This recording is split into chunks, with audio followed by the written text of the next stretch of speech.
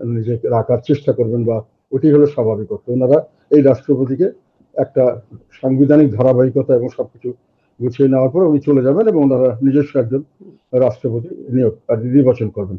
এটা খুব স্বাভাবিক একটা বিষয় ছিল এবং স্বাভাবিকভাবেই দেখার কথা ছিল। কিন্তু এখন যে জিনিসটা নিয়ে মানুষের মধ্যে একটা সন্দেহের উদ্রেক হয়েছে সেটা হলো বিষয়টাকে একটু অস্বাভাবিক প্রক্রিয়া করা হয়েছে। মানে শুক্রবার দিন বিকেলের মধ্যেই করা হলো, ওই শনিবার বা রোববার অফিসিয়াল টাইমে নয়, এবং খুব তাড়াহুড়ো করে স্পিকার সাহেব যেহেতু উনি অ্যাক্টিং থাকবেন, ওনার যাকে ভারপ্রাপ্ত, তাকে বিদেশ থেকে আনা হলো। আনার পরে দুপুরে উনি পৌঁছালেন, বিকালে একেবারে তড়িঘড়ি ওনার কি বলে ওটাকে পদত্যাগপত্র সহ সবকিছু হলো, সাংবাদিক সম্মেলন হয়ে গেল। তখন একটা প্রশ্ন অনেকে তুললেন, যেটা সম্পর্কে আমি সত্য মিথ্যা জানি না, যে এত তাড়াহুড়ার দরকার ছিল কি? এটার সঙ্গে কি সেনাবাহিনী প্রধান বা বাইরে ছিলেন, দেশের বাইরে, সেই সময় করার কথা ছিল, বা সেই ধরনের একটা কোনো উদ্যোগ সেই কারণে নেওয়া হয়েছে কিনা? এটা কেউ কেউ এই বিষয়টি কথা তুলেছেন। এটা সম্পর্কে আমি নিশ্চিত নই, সেনাপ্রধান কবে গেছেন কবে আছেন এটা আমি জানি না। তবে সেনাবাহিনীর সঙ্গে রাষ্ট্রপতির একটা ভালো নিবিড় সম্পর্ক আছে। মানে বাংলাদেশের সেনাবাহিনী সর্বাধিনায়ক হলো আমাদের রাষ্ট্রপতি, সোফার আমি যতটুকু জানি আর কি, এবং ওনাদের সবকিছুই নিয়ন্ত্রণ করে আমাদের রাষ্ট্রপতি। সেই হিসাবে রাষ্ট্রপতি সেনাপ্রধানের সঙ্গে একটা ভালো সম্পর্ক ছিল, এবং আগেও কয়েকবার রাষ্ট্রপতি তাকে বিভিন্ন সময় বিভিন্ন প্রোটেকশন দিয়েছেন, এবং ভবিষ্যতেও ওনার পদত্যাগের বিষয়ে উনি কোনো আসছেন কিনা আসবেন কিনা সেটা একটা মানুষের মধ্যে, কিছু কিছু মানুষের মধ্যে একটা আমি না, কিন্তু দেখেন সংশয় দেখেছি জনাব বা জিম কাদের সন্দেহ। সেনাপ্রধান দেশের বাইরে আছেন।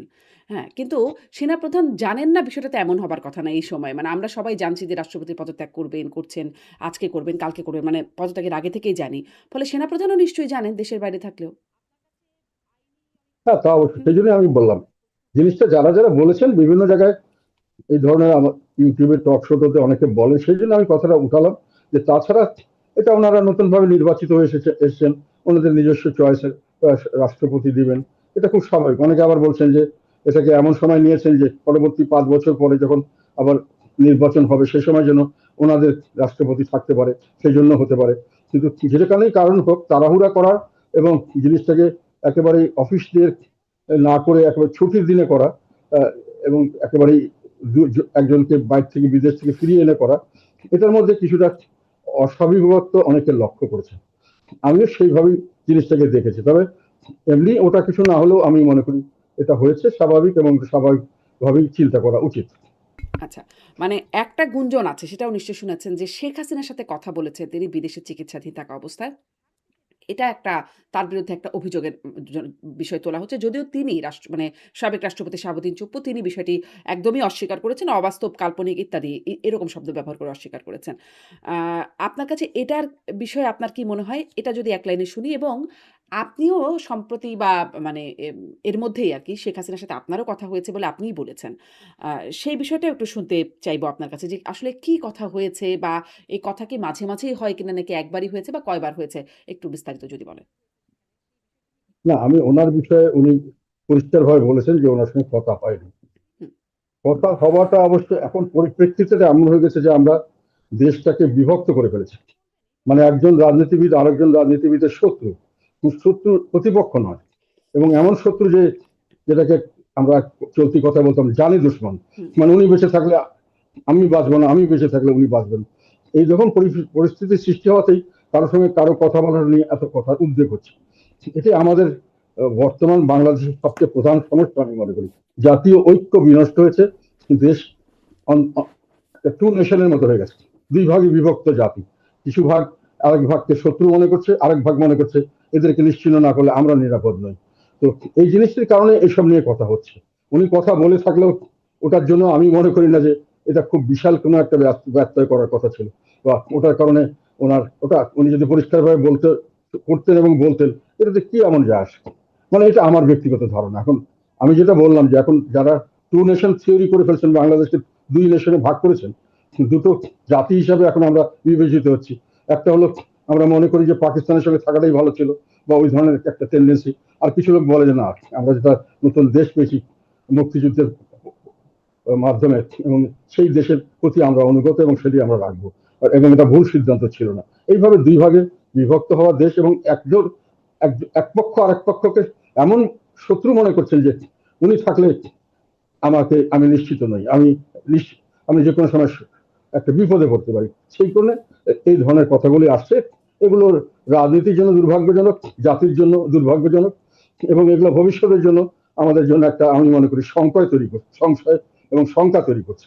এই জিনিসটা যদি মীমাংসা হতে গিয়ে যদি শেষ পর্যন্ত একটা এমন পর্যায়ে চলে যায় এবং এটি যদি চলতে থাকে, জাতীয় ঐক্য যদি এভাবে বিনষ্ট হতে থাকে, তাহলে দেশে সামনের দিকে গৃহযুদ্ধের মাধ্যমে এটা নিষ্পত্তি হওয়া ছাড়া এর আমি কোনো সলিউশন দেখছি না। কিন্তু এটা জাতীয় ঐক্য কিন্তু আমাদের আরো অনেক ক্ষেত্রেই এখন দরকার ছিল।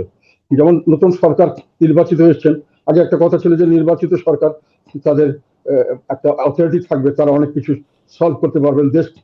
দেশের যে সমস্যা এখন বর্তমানে, দেশ কিন্তু এখন ব্যাপক সমস্যা মানুষের জন্য। যেটা সমস্যা, মানুষের তো বাঁচতে চায়, বাঁচার জন্য খেতে চায় প্রথম। এই খাবার কিন্তু এখন শঙ্কা দেখা দিয়েছে। ওয়ার্ল্ড ফুড অর্গানাইজেশন এবং তার কিছুদিন আগে, এই 3-4 দিন আগে পেপারে দেখলাম একটা, তারা ঘোষণা দিয়েছেন যে দেশে প্রায় 1,81,00,000 লোক তীব্র খাদ্য সংকটে পড়ছে সামনে। এটা তাদের প্রেডিকশন। এবং তার আগে আবার আরেকটা দেখলাম যে দেশের প্রায় 38.6%, 38.6% মানুষ পপুলেশন আন্ডার নিউট্রিশড, মানে তাদের স্বাস্থ্যকর খাবার থেকে বঞ্চিত, অর্থাৎ তারা হাফ ফেড, তারা যাদের খাবার দরকার যতটুকু তারা খেতে পারছেন না। তাহলে সব মিলিয়ে এখানে 10%, এখানে 40%, প্রায় 50% মানুষ এখন খাদ্য সংকটে আছেন, এবং সেটা আরো সামনের দিকে বাড়তে পারে বলে সন্দেহ করা হচ্ছে, যে সামনের দিকে এটা আরো ব্যাপকভাবে বাড়তে পারে। আইন শৃঙ্খলার অবনতির তো কোনো খবরই নাই। মানে আমরা যেটা টিআইবি থেকে কয়েকদিন আগে একটা রিপোর্ট যেটা দেখলাম আমরা, মানে হত্যা খুন এত বেশি আমার মনে হয় বাংলাদেশের ইতিহাসে কোনোদিন এত কম সময় এতটা হয়নি, জানি। এবং সেটাকে সরকার অবশ্যই এটাকে বাড়িয়ে বলা হয়েছে বা একটা কিছু বলছেন দেখলাম।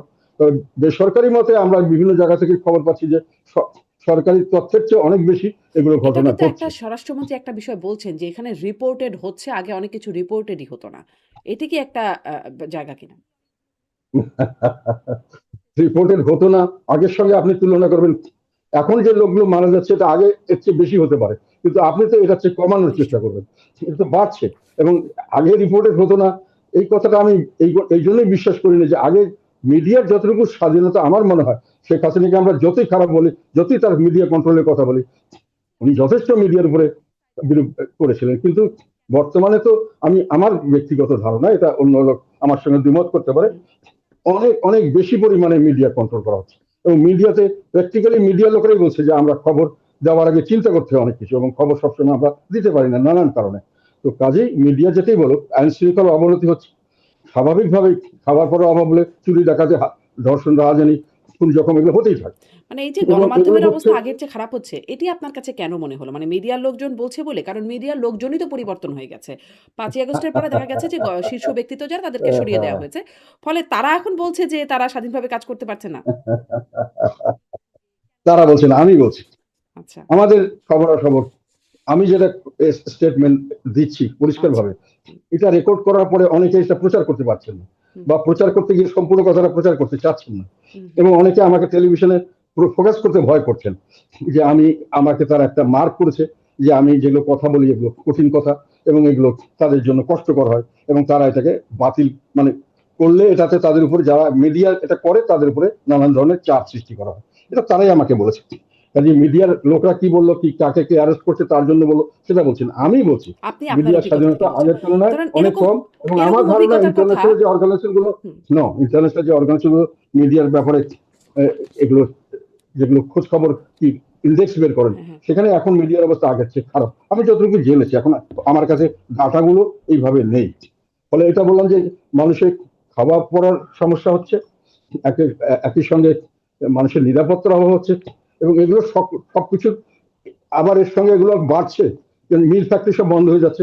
আজকে ফখরুল ইসলাম সাহেব বললেন যে 4 কোটি বেকার, শিক্ষিত বেকার, মানে দেশের একটা অলমোস্ট, কি বলবো, মোর দেন 25-30% বেশি লোক এখন শিক্ষিত বেকার, তারা কার্যক্রম করে কিন্তু কাজের কোনো উপায় নেই, কোনো কাজের তৈরি হচ্ছে না, মিল ফ্যাক্টরি ইনভেস্টমেন্ট হচ্ছে না, যেগুলো মিল ফ্যাক্টরি ছিল ওগুলো বন্ধ হয়ে যাচ্ছে, প্রচুর মানুষ চাকরি হারাচ্ছে।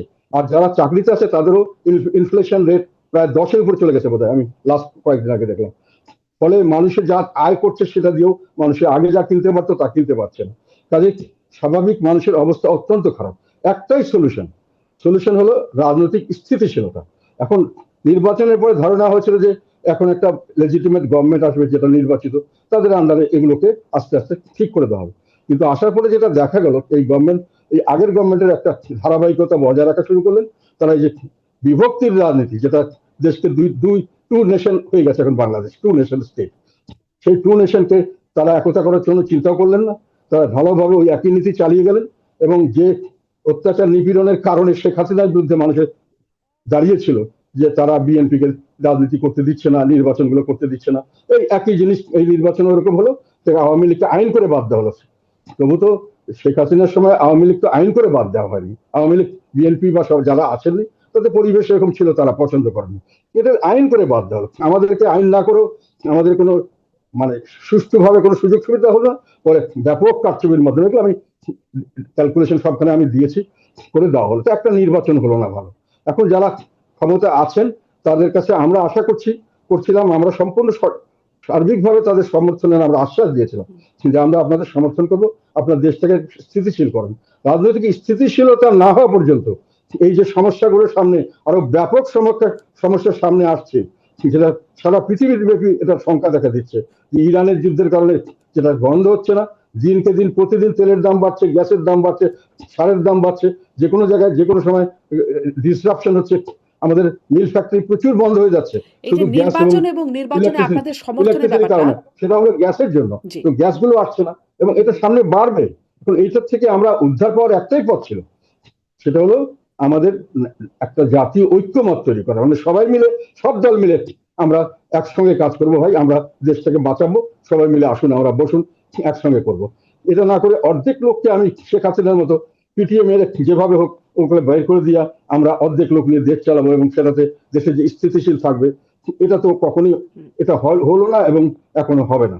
এটার জন্য আমি কেন বলছি যে একটা কথা আছে যে ইতিহাস থেকে শিক্ষা নিতে হয়, কিন্তু পিছনের দিকে তাকিয়ে রিয়ার ভিউ মিররে দেখে গাড়ি সামনে চালানো যায় না। আপনি পিছন থেকে শিক্ষা নেন যে শেখ হাসিনা যেটা করতে চেষ্টা করেছিলেন, এক চক্রকে নির্মূল করে দিয়ে এককভাবে দেশ শাসন করতে উনি ফেল করেছেন, এই শিক্ষাটা আপনি নেন। আর সামনের দিকে এটা যদি আপনি না করেন, সেটা নিয়ে সামনে এগিয়ে যান। কিন্তু এখন এনারা যেটা ক্ষমতা এসে এই ডক্টর মোহাম্মদ ইউনূসের অন্তর্বর্তী সরকার, এখনকার এই সরকার, এখন ওই অর্ধেক লোককে বাদ দিতে হবে, আওয়ামী লীগকে বাদ, আমাদেরকে আনঅফিসিয়ালি বাদ না দিলেও, অফিসিয়ালি বাদ না দিলেও আনঅফিসিয়ালি আমাদেরকে ইররিলেভেন্ট করে দেওয়া হচ্ছে। আমাদের এখন পর্যন্ত আমাদের দুজন জেলখানায় আছেন, তাদেরকে একটার পর একটা মামলা দেওয়া হচ্ছে। যেই মামলাগুলো একটা অদ্ভুত ব্যাপার এখন বাংলাদেশে, যে যাই অপরাধ করুক মামলা হলো 5ই আগস্টের পরে খুনের মামলা, এবং সেই মামলা দেওয়ার পরে তাকে জামিন দেওয়া হবে, তো জামিনের পরে আবার তাকে শোন অ্যারেস্ট করা হবে। এরকম ভাবে এখনো দুজন আমাদের জেলে আছে এবং একজনকে নির্বাচনের পরে তাকে জেল ধরা হয়েছে এবং সেই মামলা আবার সেই আগের দিনের মামলা, এখনো তাদেরকে ছাড়া হচ্ছে না। তো এখন রাজনৈতিক নিপীড়ন বিশ্লেষণ করে না, আমি যেটা বলতে চাচ্ছি প্লিজ শেষ করবেন, আমি আরো কিছু প্রশ্ন করবো। জি, সেটা হলো যে এই নিপীড়ন নির্যাতনের মাধ্যমে শেখ হাসিনা চেষ্টা করেছিলেন যে ওনার লেজিটিমেসি ওনারও ছিল সেই নির্বাচনে, তারপরেও জোর করে উনি থাকতে চেষ্টা করেছিলেন এবং বিশ্বের সমর্থনও পেয়েছিলেন, কিন্তু দেশের জনগণ এটা সহ্য করেনি, যার জন্য ওনাকে চলে যেতে হয়েছে। এখন এনারা যেটা করতে যাচ্ছে সেটা কিন্তু একই দিকে যাচ্ছে। এখন অনেকে বলছে, যেটার জন্য আমি মনে করি যেটা আমাদের একটা বিরাট ব্যর্থতা। আমি আন্দোলনে ছিলাম, আমার দল সরাসরি আন্দোলনে ছিল, সবসময় এর সাক্ষী প্রমাণ ডকুমেন্ট নিয়ে আমি বই বের করেছি, আবার আমি একটা বই বের করছি ইংরেজিতে, কারণ এটা খুব অন্যায়ভাবে আমাদেরকে এইভাবে করবে। সেই জন্য বলছি যে আমরা এখন যেটা দাঁড়িয়ে গেছে সেটা হলো এইভাবে যদি চলতে থাকে তাহলে মানুষের মধ্যে একটা প্রশ্ন এসছে এখন যে কি পেলাম, মানে আগেই তো ভালো ছিলাম। আবার একটা নতুন কথা এখন শুনলাম, যেটা হলো এভাবে তো দেশ চলতে পারে না, একই পদ্ধতি এইভাবেই চলছে, যা প্রত্যেকদিন জিনিসের দাম বাড়ছে, প্রত্যেকদিন মানুষের চাকরি হারাচ্ছে, মানুষের অভুক্ত মানুষের সংখ্যা বাড়ছে, বিভিন্ন জায়গায় খাদ্যের নিরাপত্তা নাই, জীবনের নিরাপত্তা নাই, কোনো সামনের দিকে কোনো ভবিষ্যৎ নাই, 4 কোটি বেকার লোক বসে আছে, তাদের চাকরির কোনো খবর নাই। আর আমরা এক পক্ষ আর এক পক্ষকে নিশ্চিহ্ন করবো কিভাবে, সেই একটা ইয়েতে নেমে পড়েছি, একটা এফোর্ট ওইটা নিয়ে নেমে পড়েছি পুরাদমে।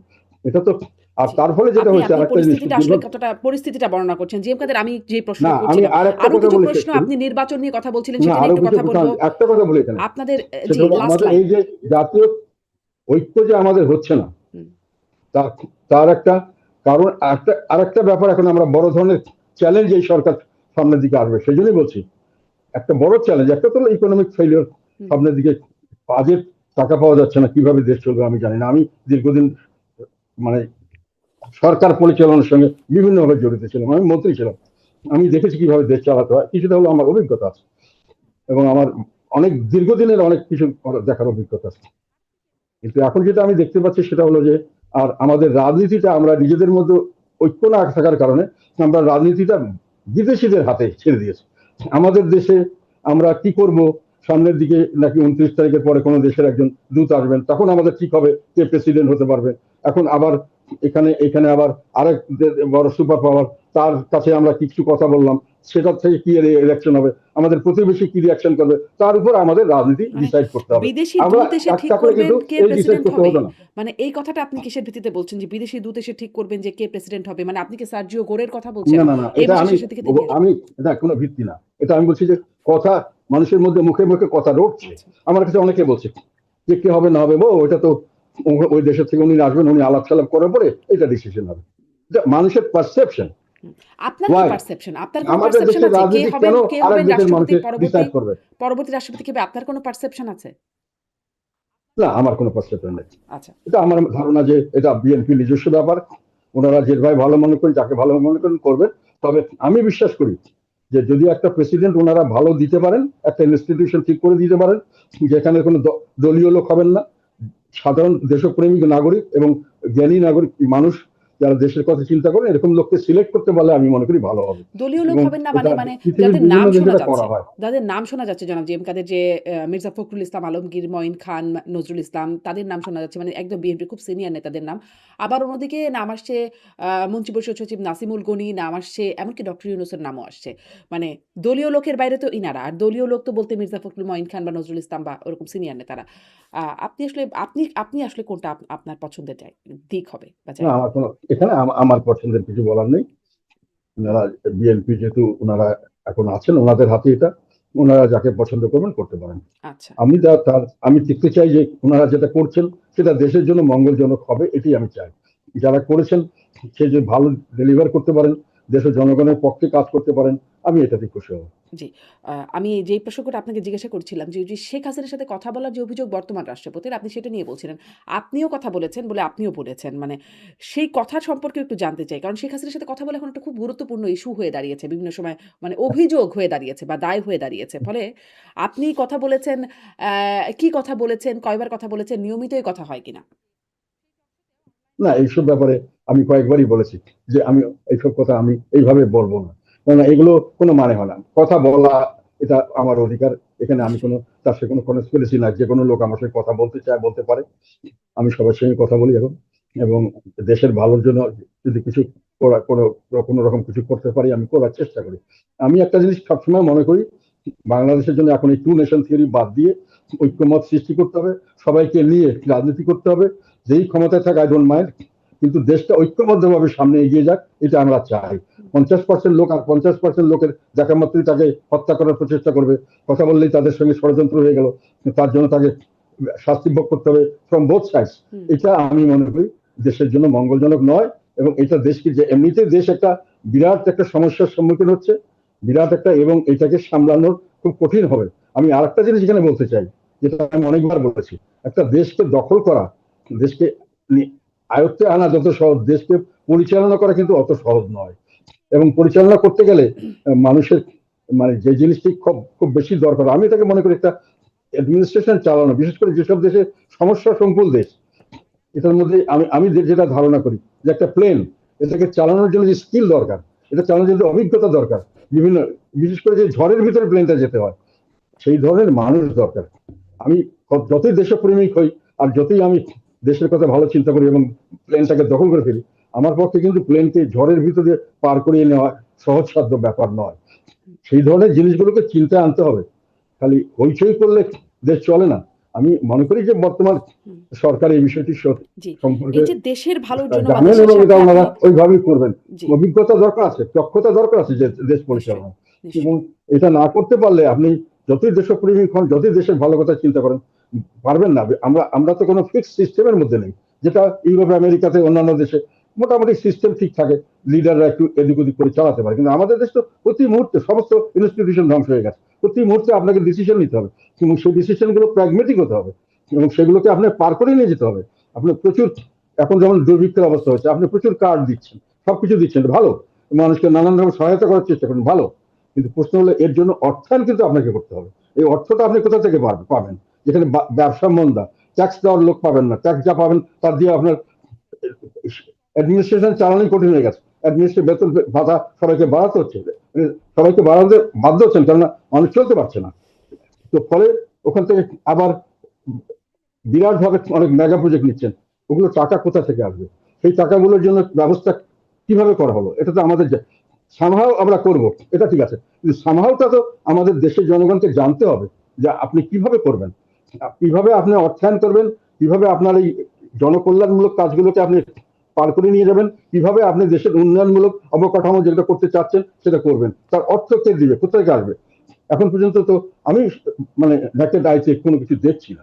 আমার আমার আমার অভিজ্ঞতা থেকে আমি বলছি যে আমি কোনোখানে অর্থায়নের কোনো বাজেট অর্থায়নের কোনো অর্থ কোথা থেকে আসছে এ পর্যন্ত আমার চোখে পড়ছে না। এবং নিজের দেশের থেকে যে আয় হবে বিভিন্ন জায়গা থেকে, আমরা যে ট্যাক্স কালেকশন করবো, এটার যে আমি যেটুকু দেখছি প্রোগ্রেস বা যেভাবে হচ্ছে, এটা গত বছরের চেয়ে এবার ট্যাক্স আদায় কম হওয়ার সম্ভাবনা। সেক্ষেত্রে পরিচালন ব্যয় মিট করে সরকারের পরে কষ্ট করা হবে। ফলে কাজেই ফলে আপনি শঙ্কিত। জনকল্যাণমূলক আপনার কাজগুলো যেটা আপনার কথা থেকে প্ল্যান বোঝা করা যাচ্ছে হচ্ছে জনাব সেগুলো জিএম কাদের কিভাবে যে আপনি করবেন? একরকম শঙ্কিত। মানে এই পরিস্থিতিতে আপনার একটা শঙ্কার জায়গা বোঝা যাচ্ছে। কিন্তু আপনি ওই যে বলছিলেন যে দেশের স্বার্থে আপনি যে কারো সাথে কথা বলবেন বা যে কারো সাথেও কথা বলা যায়। কোনো ষড়যন্ত্র তো নাই। মানে দেশের স্বার্থে কি কথা হয়েছে? কথাটা মানে দেশ সংক্রান্ত, দেশের স্বার্থ সংক্রান্ত কথা কি আপনার হয়েছে? না, না, না, এসব কথা এসব কথায় এটা আমার সঙ্গে, আমি বারংবার বলছি এক কথা, এটা কথা নিয়ে আমি বাড়াতে চাই না। এটা আমার সঙ্গে সৌজন্যমূলক কথা হচ্ছে এবং আমি এটা মনে করি যে এটা খুব স্বাভাবিক। জি। যে যত কথাই থাক, রাজনীতিতে যে যত প্রতিপক্ষই হোক, কাউকে আমি এমন শত্রু মনে করি না যে তার সঙ্গে তাকে দেখলেই আমাকে একটা তার দিকে গুলি ছুড়ে দিতে হবে, তাকে দেখলেই একটা গালাগালি করতে হবে। এই ধরনের কালচার রাজনীতিতে আমাদের দেশে আগে ছিল না, এটা তৈরি হয়েছে বেশ কিছুদিন থেকে এবং এটার যতদিন চলবে তখন দেশের আর সামনের দিকে আমি খুব খারাপ মনে করছি। এখন তো এমন একটা পরিস্থিতি, আমি যে বললাম না, এটাকে কে জানি সেদিকে বললো, কথাটা আমার কাছে মনে হলো, মনে হতো যে বিভক্ত হয়ে গেছে। এটা কোনো এক নেশন বলা যায় না, we are not same, hmm, hmm. There people who are oppose to each other. যেমন আমরা ইস্ট পাকিস্তান ওয়েস্ট পাকিস্তান একটা অবস্থা দাঁড়িয়েছিল যে আমরা ওনাদেরকে যে কোনো কারণে মনে করতাম যে আমাদেরকে এরা অবজ্ঞা করছে বা কিছু, সেটা কিন্তু আমরা তাদেরকে মারতে যাইনি, যাই হোক। কিন্তু এখন তো মানে এরা আমাদের অন্যায় করেছে, প্রতিহিংসা দিতে হবে, এ করতে হবে। এই প্রতিহিংসার রাজনীতি করতে গিয়ে আজকে কিন্তু শেখ হাসিনা অনেক কিছু লস করেছেন। তিনি যদি সবকিছু একভাবে চালাতে চাইতেন তাহলে হয়তো দেশে হুম। ওনার নিজের এই ধরনের কোনো তো এখন যখন কথা সুবিধাজনক অবস্থা বলছেন, করতেন ধরেন না। এখন যখন আপনার সাথে কথা বলছেন বা আরো যদি কারো সাথে কথা হয়ে থাকে আওয়ামী লীগের গুরুত্বপূর্ণ কারো সাথে, তখন কি মনে হয় আপনার যে এই প্রতিহিংসা থেকে তারা কোন রকম সরে এসেছেন? না, প্রতিহিংসা থেকে সরে আসার তো সুযোগ দিতে হবে তাকে।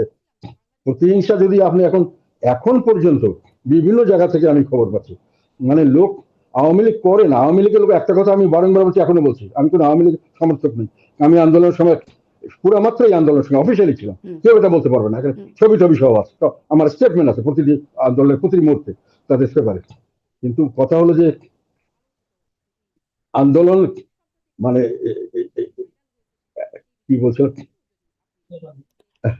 মানে আন্দোলনে না ওইটা আপনারা ছিলেন, জি, আপনি না, বলছিলেন, হ্যাঁ। আমরা সবসময় ছিলাম এবং এখন কিন্তু যেটা আমি দেখতে পাচ্ছি, যেটা জন্য বলতে গেছিলাম, হুম, সেটা হুম। হলো আমার সঙ্গে প্রচুর আওয়ামী লীগের লোক ছিল, যারা আওয়ামী লীগ করতেন কিন্তু বর্তমান সেই সময়কার সরকারের সঙ্গে তারা এটা একমত হতে পারছিলেন না। অনেক আমার বন্ধু বান্ধব ছিলেন বা আমার সঙ্গে পরিচিত বা আমাদের বিভিন্ন ভাবে আমার সঙ্গে কানেক্টেড, তারা বলছিলেন আমরা আন্দোলনের সঙ্গে আছি, আমরা চাই সরকার পথ, কেন হুম, না হলে এত লক্ষ লক্ষ কোটি কোটি লোক রাস্তায় আসতো না, নিশ্চয়ই। সবাই এসেছিল সব জায়গা থেকে। তো এখন এই প্রশ্ন হলো যে এই লোকগুলো কিন্তু একটা চেতনা ছিল, আমরা যেটা মুক্তিযুদ্ধের চেতনার নামে মুক্তিযুদ্ধের চেতনা নষ্ট করা হয়েছিল, আমি বারংবার আওয়ামী লীগের সময় হুম, বলেছিলাম। হুম। সেই চেতনাটা কিন্তু আমরা রিভাইভ করতে চেয়েছিলাম, সেটা হলো বৈষম্য মুক্ত ন্যায় বিচার ভিত্তিক একটি সমাজ ব্যবস্থা। এটা মুক্তিযুদ্ধের ইতিহাস, এটাই চেয়েছিলাম, বৈষম্য মুক্ত একটা দেশ, বৈষম্য মুক্ত ন্যায় বিচার ভিত্তিক একটা সমাজ আমরা চেয়েছিলাম। এখন এটা নষ্ট হয়েছে, এটা আবার আসুক, সেটার জন্যই কিন্তু এই 24শে জুলাই আন্দোলনটা হয়েছিল, আমরা এটাতে ছিলাম। এখন পরে শুনলাম যে জামাত এবং শিবির এবং তাদের সে লোকজন নিয়ে তারা নাকি এটাকে পাকিস্তান করবে বা স্বাধীনতাটা ভুল ছিল, এই ধরনের একটা বয়ান তারা নিয়ে এসছে। আমরা কিন্তু ওই জন্য যাইনি, এবং সেই চেতনা কিন্তু এখনো মানুষ ধারণ করছে যে আমরা একটা নির্বাচনের মাধ্যমে, একটা ভালো নির্বাচনের মাধ্যমে একটা জবাবদিহিতামূলক সরকার করব, একটা জবাবদিহিতামূলক সরকার ব্যবস্থা করব, সরকার ব্যবস্থা করব, যাতে করে এই বৈষম্য মুক্ত এবং এই ন্যায় বিচার ভিত্তিক সমাজ হয়। এখন কিন্তু আমাদের এটা কিছুই পাচ্ছি না। এখন যেটা বলা হচ্ছে চেতনার নামে, সেখানে আমি যেটা দেখতে পাচ্ছি সেটা হলো কিছু অশ্লীলতা শুনছি, আমরা উচ্ছৃঙ্খলতা দেখছি, অনৈক্য দেখছি, এবং এখন এটাকেই তারা বলতে চাচ্ছে যে এটাই চেতনা। না, এটা আমরা এইটাকে চেতনা মানি না। আমরা যেটা জন্য করেছিলাম বৈষম্য কোটা, সেই কোটা রয়ে গেছে। এই বৈষম্য করে দলীয় লোককে সব ব্যবসা বাণিজ্য চাকরি বাকরি দেওয়া, সেটা রয়ে গেছে। মানুষকে অত্যাচার করা, বিভিন্নভাবে ব্ল্যাকমেল, বিভিন্নভাবে তাদেরকে জুলুমবাজি করা, মিথ্যা তাহলে মামলা দিয়ে, আপনি এখন সেগুলো চলছে। এখান থেকে কাজে এটা উত্তরণটা তো আপনি কিভাবে এই দেখছেন? চেতনা তো আমরা চাইনি। আমরা চেয়েছিলাম বৈষম্য মুক্ত হবে, আমরা চেয়েছিলাম এই ধরনের মেধাভিত্তিক হবে, কোটা ভিত্তিক নয়, যাতে যেটা যেটা দেশের চাকরি বাকরি সব মেধাভিত্তিক হবে, এবং রাষ্ট্র এবং কি বলে সরকার এবং সরকারি দল এক হয়ে যাবে না। এখন তাই হচ্ছে। সরকারি দল ওই আমাদের একটা পুলিশের এক অফিসার দেখলাম মাননীয় প্রধানমন্ত্রীর সামনে বলছেন যে আমি প্রায় জন্মের থেকেই আমি আমি বিএনপি করি। পুলিশ অফিসার এটা বলতে পারেন না, উনি যদি করেও থাকেন ভোট দিতে পারেন, কিন্তু উনি প্রকাশ্যে যখন উনি দায়িত্ব পালন করবেন, উনি স্টেট, উনি হলেন প্রজাতন্ত্রের কর্মচারী, উনি কিন্তু কোন দলকে আলাদাভাবে দেখবেন না, সব মানুষকে সমানভাবে দেখবেন। আর সরকারেরও দায়িত্ব হলো দলকে এবং আর অন্য দলকে একভাবে দেখা, যতক্ষণ পর্যন্ত তারা সরকারে আছেন।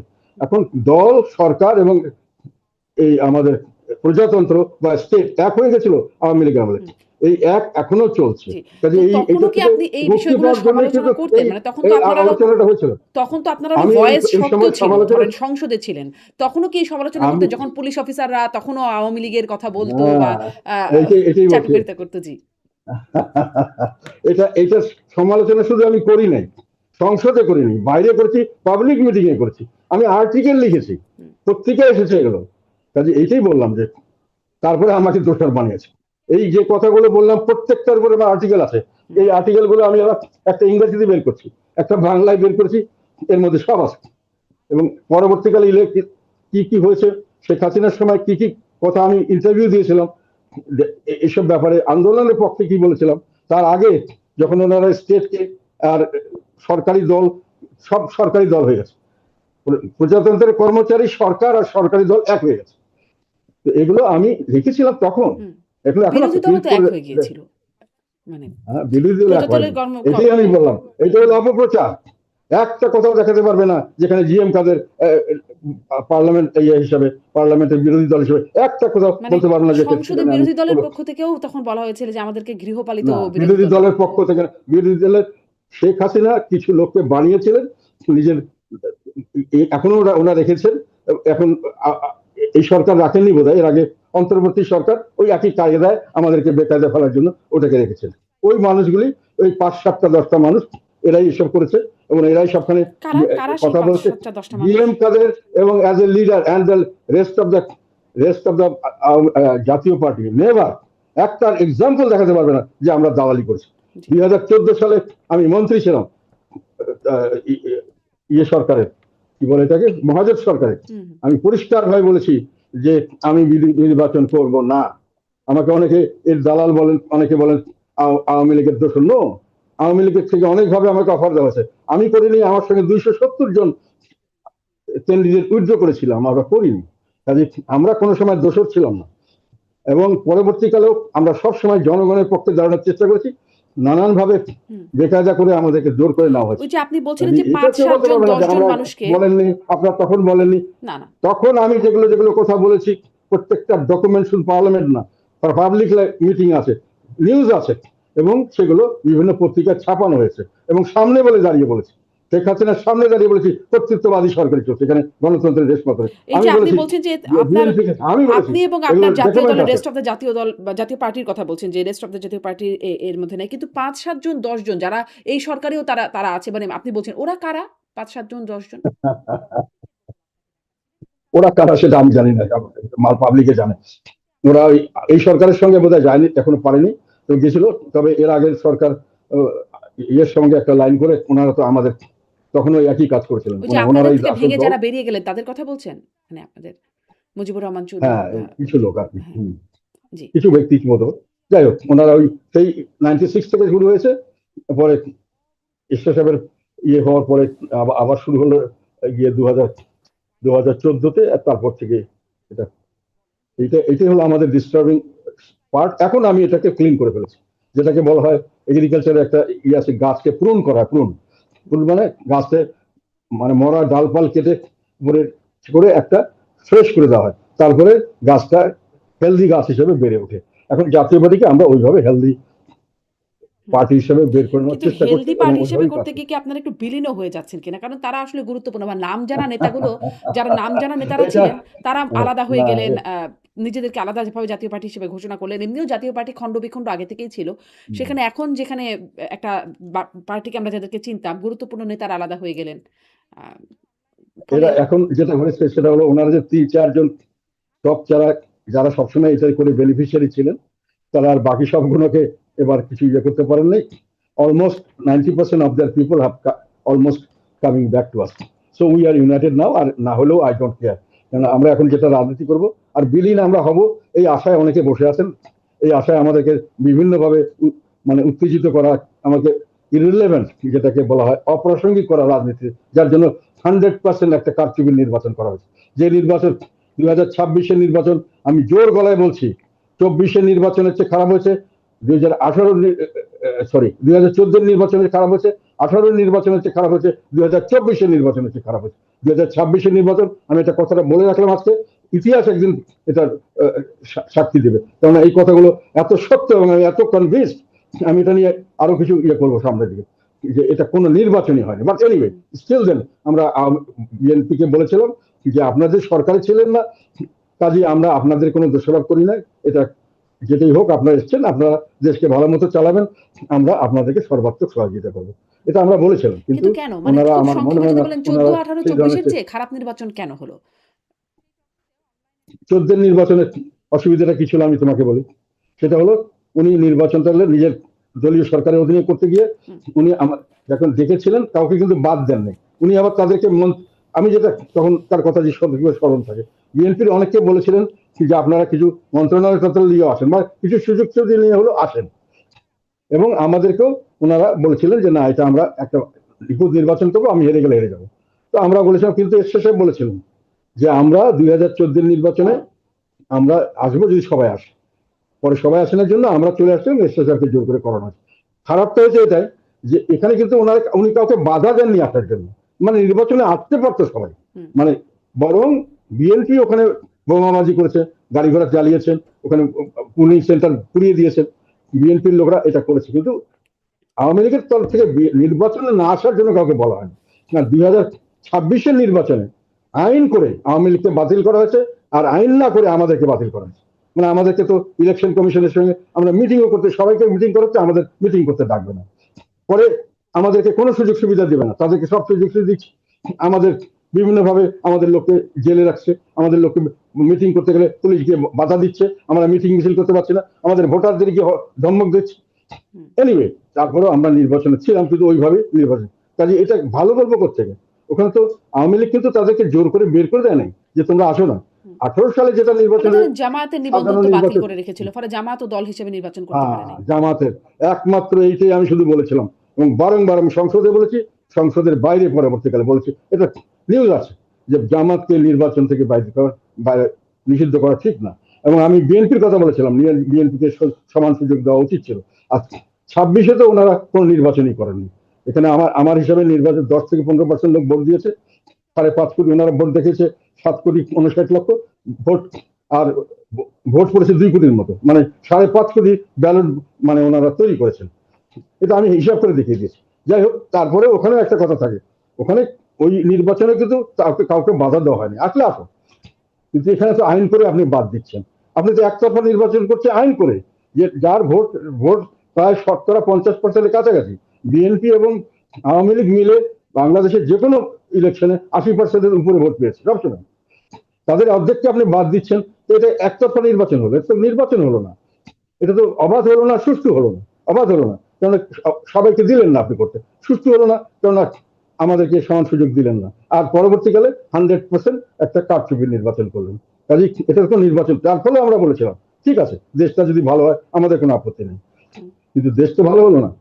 যেই দোষ ত্রুটির জন্য শেখ হাসিনাকে বিদায় করা হলো, এত লোক জীবন দিল, এত আন্দোলন হলো, সেই জিনিস আমরা শুধু রেখে দিলাম না, এটাকে আমরা আরো কঠিন ভাবে এটাকে আমরা চর্চা আপনি করা শুরু বলছেন করলাম আপনাদেরকে এবং নির্বাচনের দেশটাকে সুযোগ দেওয়া হলো টোটালি না, বিভাগ করে ফেললাম। হ্যাঁ, নির্বাচনের সুযোগ দেওয়া হলো না, মানে কারচুপি নির্বাচনের সমালোচনা করে বলছেন যে আপনাদের কোনো সুযোগই দেওয়া হয় নাই, এমনকি নির্বাচন কমিশনের সাথে বৈঠকে আপনাদেরকে ডাকা হয় নাই, এই বিষয়গুলো বলতে যে বলছিলেন। মানে ডাকানো ধরেন হয় না, জি তারপরে আমাদেরকে না, এটা ছাড়াও তুমি যদি জিজ্ঞাসা করো কি কি হয়েছে, একটা হলো নির্বাচন আমাদেরকে কোনো মিটিংই করতে দেননি নির্বাচন কমিশনের সঙ্গে, আমাদের কোনো কথাই বলেনি। সেকেন্ড হলো ওদেরকে সবাইকে রেডিও টেলিভিশনে কথা বলতে দিল, আমাদেরকে দেওয়া হলো না। তারপরে থার্ড হলো ওদেরকে সমস্ত স্টেট প্রোটোকল দেওয়া হলো, এরা হাজার হাজার শত শত কোটি টাকা খরচ করে বিভিন্ন ডিস্ট্রিক্ট টাউনে সরকারি প্রোটোকলে তারা বিশালভাবে জনসভা করলো। আমরা জনসভা করতে গেলে পুলিশের নানান ধরনের, আমরা সব ক্যান্ডিডেটকে হয়নি, অনেক ক্যান্ডিডেটকে বাধা দেওয়া হয়েছে, পুলিশ গিয়ে বলছে আপনারা এখানে বেশি বাড়াবাড়ি করেন না, তাহলে আপনাদের বিপদ হতে পারে। আমাদের ক্যান্ডিডেটরা মাঠে ক্যাম্পেইন করতে পারে, আমাদের ভোটার যারা হতে পারে, যারা আমাদেরকে ভোট দিবে, যাদের আমার এজেন্ট হবে, তাদেরকে গিয়ে ধমক দিয়েছেন আমাদের প্রতিপক্ষ পার্টিরা, যে তোমরা যদি যাও তোমাদেরকে মামলা দিয়ে জেলে ঢুকিয়ে দেওয়া হবে। এবং পরবর্তীকালে আমাদের দুজন দুজন ক্যান্ডিডেট কিন্তু ভয়ে উদ্ধার করেছিলেন, একটা হলেন ব্রাহ্মণবাড়িতে, একটা বগুড়ায়।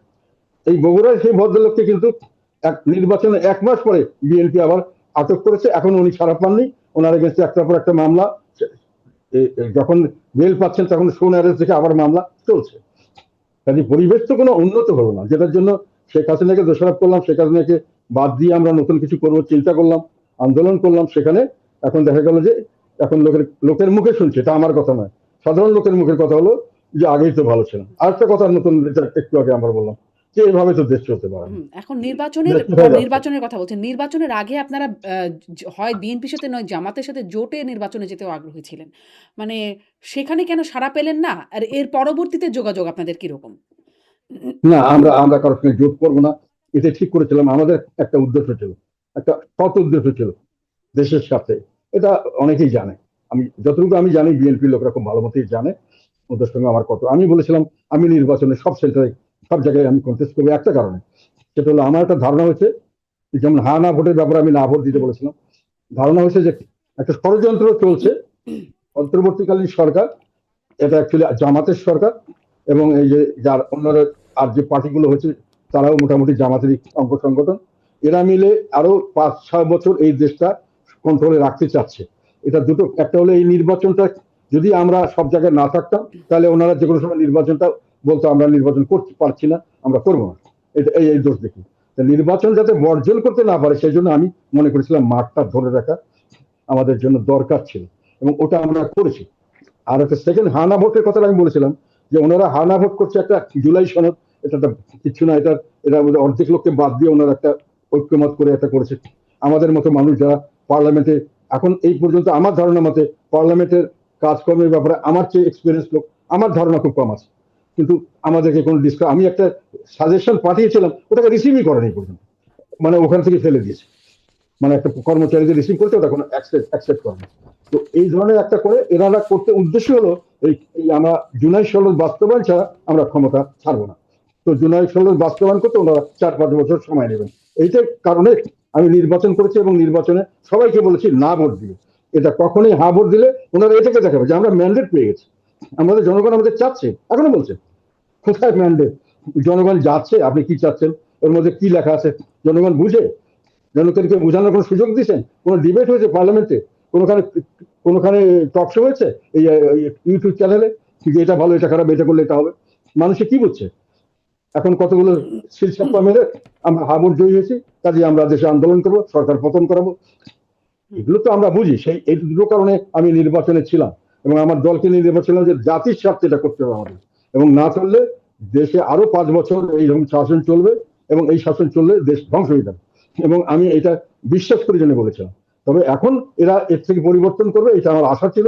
আমি নির্বাচনের পরে সবকিছু জেনেও আমি সর্বাত্মক সহযোগিতা আশ্বাস দিয়ে এখনো দিচ্ছি আমি, কিন্তু দেশকে বিভক্ত করে এক পক্ষকে আপনি শেষ করে দিবেন, এটাও আমার আপত্তি ছিল না যদি করতে পারতেন, এবং করার পরে যদি একটা দেশে একটা স্থিতিশীলতা আনতে পারতেন যাতে দেশের মানুষ ভালো থাকে, তাও আমি রাজি ছিলাম।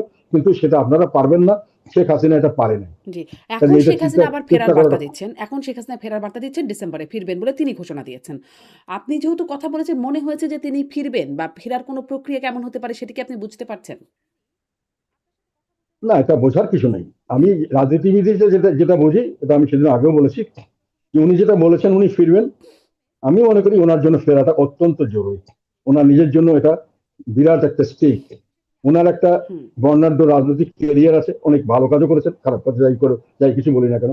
ওনার একটা আকাঙ্ক্ষা আছে যে যে দেশবাসী তাকে ভালোবাসে প্রচুর, এবং আরো সামনে ভালোবাসবে। কাজেই ওনার যে দোষ ত্রুটি ওগুলো উনি ফেস করবেন, এবং উনি জনগণের সামনেই বিচার চাইবেন, যেটা এক্সপ্রেস করেছিলেন। ওনাকে অনেকে বলছিল দেশ থেকে চলে যান, কিন্তু আমি ইলেকশনে যাবো, ইলেকশন গিয়ে জনগণ আমার বিচার করবে। ওনার দলের লোকরা অনেকে বলেছিল আপনি স্যার নির্বাচন চেন না, বেজ্জত হয়ে যাবেন। নো, কাজে ওনাকে আসতে হবে নিজের অতীত, সরি, নিজের ভবিষ্যতে যেন মানুষ তাকে শ্রদ্ধার চোখে দেখে, সেটা দেখার জন্য, ওনার কর্মকাণ্ডের জন্য যেন উনি প্রশংসিত হন, ওটা ওনার একটা নিশ্চয়ই ডিজায়ার থাকবে। সেকেন্ড হলো, ওনার যে একটা পারিবারিক ঐতিহ্য আছে, ওনার বাবা বঙ্গবন্ধু শেখ মুজিবুর রহমান জাতির পিতা, এই জিনিসটা বিভিন্নভাবে নষ্ট করার চেষ্টা করেছে। কাজী ওনার কাছে এটাকে রক্ষা করার জন্য দরকার। থার্ড হলো, ওনার দলকে যেভাবে হেনস্থা করছে, ওনার জন্য লিডারশিপ সামনে এসে ওনাকে জীবন দিয়ে হলো ওনার দল বাঁচানোর জন্য সামনে আসতে হবে। এটা আমি বিশ্বাস করি, এবং এটা আমি বলেছি অলরেডি। কাজে আমার বিশ্বাস, যে কোনো পরিস্থিতি হোক যাই হোক, উনি বলেছেন যে ওনার যে বক্তব্য যেগুলো বিভিন্ন জায়গায় আমি দেখলাম, হুম, যে আমাকে যে ফাঁসি দেয় তাও যাবো, জেল দেয় তাও যাবো, মারা গেলেও যাবো, আমি দেশের মাটিতে মরতে চাই। I I think she means ইট। এবং তাকে এটা এটা স্বাভাবিকভাবে যে কোনো রাজনৈতিক নেতা যাদের একটু আত্মসম্মান বোধ আছে, তারা এরকমই কথা বলার কথা। হুম। কিন্তু কি প্রক্রিয়ায়? মানে সেটা কি প্রক্রিয়ায় হতে পারে? সেটা তো আমি বলতে পারবো না। প্রক্রিয়া আমি আমি করার মালিকও নই, আমি এটা সাজেস্ট করারও বা মালিক নই। পরিকল্পনার তবে একটা কিছুও কথা, কি জানেন? না আমি, না একটা কথা বলতে পারি এখানে, সেটা হলো প্রক্রিয়া কিছুই লাগে না, জনগণের সমর্থন থাকলে প্রক্রিয়া কেমনি বেরিয়ে যায়। হুম, এটা আমরা তো কিছুদিন আগেই তো 24-এর গণ আন্দোলনে তো দেখলাম আমরা, জনগণের সমর্থন থাকলে প্রক্রিয়া আইন কানুন সব নিজেই শেপ নিয়ে ফেলে, এবং যে কোনো সময় এটা পুনরাবৃত্তি হতে পারে আচ্ছা, যদি জনগণের সমর্থন আচ্ছা। থাকে। এটা আপনি কিছুদিন আগে, হুম, যেটা আমরা এতদিন বুঝতে পারিনি, ভারতের মতো জায়গায় সরকারকে কিন্তু, এত শক্তিশালী সরকার, এবং যথেষ্ট ভাবে তাদের সারা সারা মানে ভারতবর্ষের যে কোনো স্টেটে তারা একেবারে মানে কি বল, মহাপ্রতাপশালী সরকার, এবং তাদের কন্ট্রোলে সবকিছু। তারপরেও কিন্তু জনসমর্থনে, জনগণের মতামতের কাছে তাদেরকে নথি স্বীকার করতে হয়েছে। জি, কাজে মানে নিয়ম কানুন পরে কথা, জি, জি, প্রথম কথা হলো জনসমর্থন থাকলে যে কোনো নিয়ম তৈরি হয়ে যাবে। জি।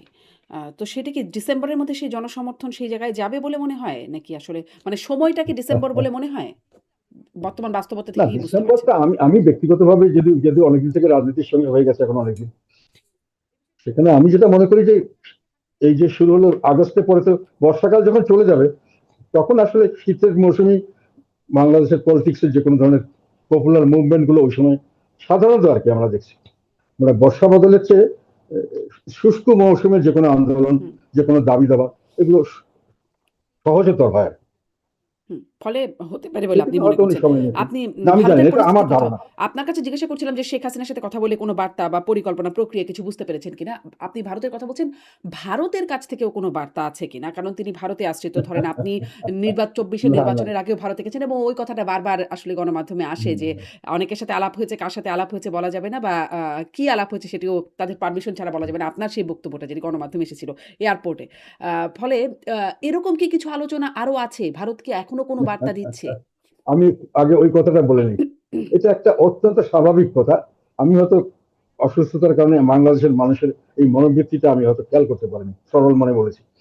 এটা নিয়মই হলো, যে কোনো দেশের থেকে যে কোনো দেশের সঙ্গে কথা বললে, যে কোনো রাজনৈতিক নেতার সঙ্গে কথা বললে, যে কোনো তাদের কাছে, আমার কাছে যেমন পারমিশন ছাড়া আমি কি বলেছি তাদের, সেটা তারা প্রকাশ করবে না। হুম, আর আর আমি তাদের কাছে পারমিশন ছাড়া কোনো কথা প্রকাশ করবো না। পারমিশন কথাটা বলা এবং ভারতের কাছে কারণে বলাটাই আমার জন্য একটা, আমি গোলামি হয়ে গেছে। ভারতের গোলামি যদি করতাম তাহলে তো 2014 সালে তো আমি নির্বাচন করিনি, তখন কিন্তু ভারত প্রকাশ্যভাবেই বলেছিলেন, মানে আমাদের নেতা আলাল হোসেন মাহমুদের সাথে স্টেটমেন্ট দিয়েছিলেন। কাজে ওইটা বলে আমাকে ছোট করার জন্য চেষ্টা করা হয়, এখনো হচ্ছে। ওটা যে কিছু যায় আসে না, ওটা স্বাভাবিক কথা। আমি যখন একটা পলিটিক্যাল লোকের সঙ্গে যাবো, কোনোখানে কারোর সঙ্গে কথা বলবো, যে কোনো ধরনের লোক হোক, এজেন্সির লোক হোক, সাংবাদিক হোক, তখন ওরা হয়তো বলতে পারে যে আপনি যেটা, আমি হয়তো অনেক সময় বলি যে আমার কথাগুলো তোমরা এইভাবে আবার সবটাই প্রকাশ করো না, তোমাদেরকে যেটা বললাম হয়তো অনেকের বিপদ হতে পারে, অনেকের কথা অনেক ভাবে বলেছি অনেক সময়। তখন ওদের কাছেও আমার একটা ইয়ে থাকে যে কোনটা বলবো কোনটা বলবো না, কাজে ওরাও ওটা ঠিক করে দেয়। এবং সমস্ত সময় যে কোনো দেশের যে কোনো রাজনীতিবিদদের মিটিং এর পরে এই যে জয়েন্ট কমিউনিকে হয় বা অথবা আলাদাভাবে বললেও ওইভাবেই ঠিক করা থাকে কোনটা কি বলবে। আমি ওটাই বলেছিলাম, সর্ববিশ্বাস। তবে কারো আমি দেশের স্বার্থের উপরে কারো স্বার্থ কোনোদিন দেখিনি। এবং আমি কিন্তু 2014 শুধু নির্বাচিত হতে পারতাম এবং নির্বাচিত মন্ত্রী হতে পারতাম, এবং 2014 পরে আমাকে মন্ত্রী হওয়ার জন্য পরবর্তী সরকার আমাকে অফার দেওয়া হয়েছিল, আমি কিন্তু সেটাও গ্রহণ করিনি। এটা অফিসিয়াল রেকর্ড আছে, ডকুমেন্ট আছে, আমার কাছে নেই বাট গভর্নমেন্টের কাছে আছে। কাজে ওটা বলে আমাকে আমি ওখানে বিক্রি হয়ে গেছি ভারতের কাছে, এর কাছে, এটা আমার কাছে বলে আমার মনে হয় কেউ খুব সুবিধা করতে পারবে না। হুম। আমার কিন্তু কোনোখানে আমার ভারত এই যে বার্তা দেয়, মানে যে আপনি বলছিলেন যে সেটি মানে ২ পক্ষের কথোপকথন, সেটি বাইরে বলা যায় না, এটি নরমস।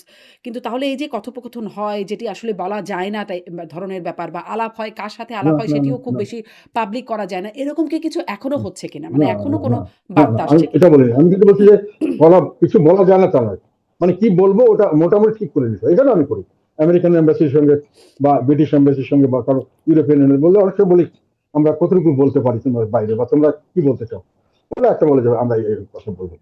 এটা একটা স্বাভাবিক ভদ্রতা।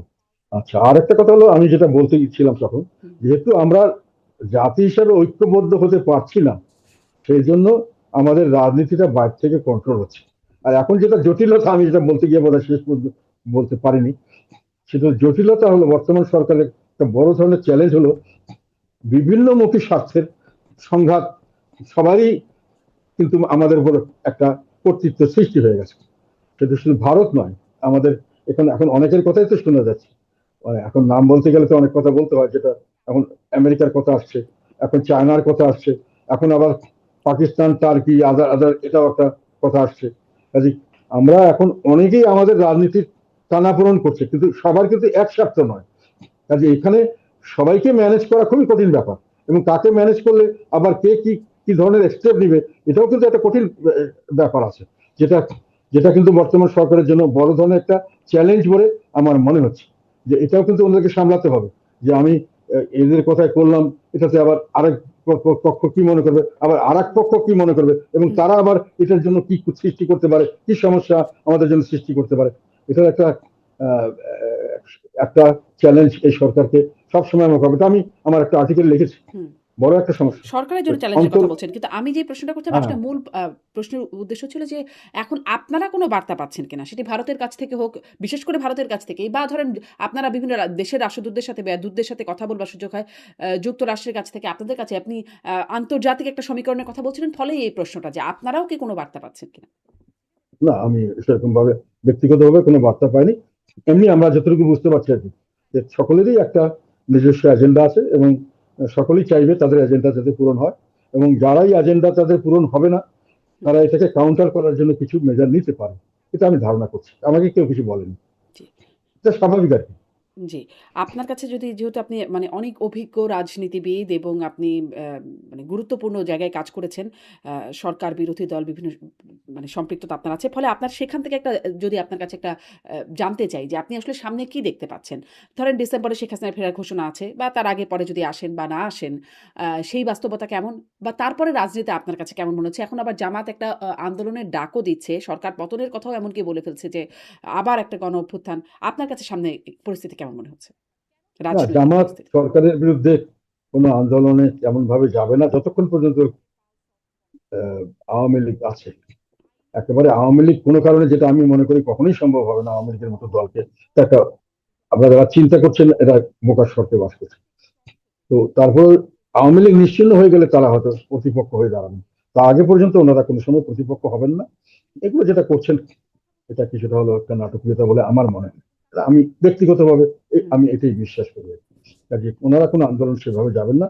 তবে হ্যাঁ, শেখ হাসিনা আসলে পরে এবং আসার পরে ওনাকে জেল দেখ, যাই করে ফাঁসি হুম। দেখ, গুলি করে মেরে ফেলে, যাই করে, হোয়াট এভার হ্যাপেন্স,